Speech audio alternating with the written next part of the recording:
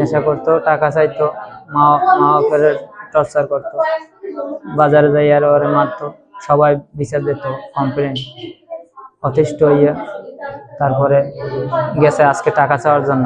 আজকে যখন টাকা চাওয়ার জন্য গেছে, আব্বার কাছে গেছে টাকা চাওয়ার জন্য। আমরা ওর আব্বার নাম হচ্ছে মোহাম্মদ হারুন।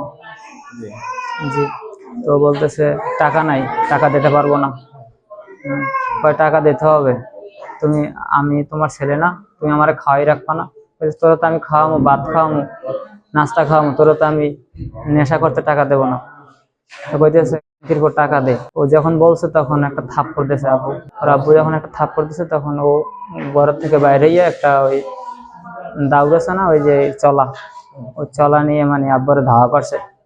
তখন ওই বাড়ির পিছনে একটা মাঠ আছে আমাদের, এই মাঠের উপরে যেয়ে ও যখন চলা দিয়ে দেওয়া দিয়েছে, আব্বাই ছুরি দিয়ে এরকম দিয়েছে, তখন ওই লাগিয়ে গেছে ছুরি দিয়ে।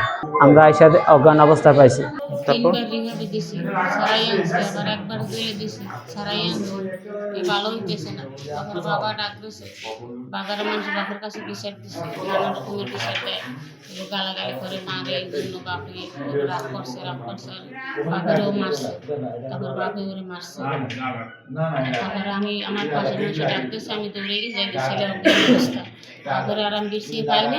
তারপরে ওরে আমরা হাসপাতাল নিয়ে এসে এখানে আমি শুনে যে নাই।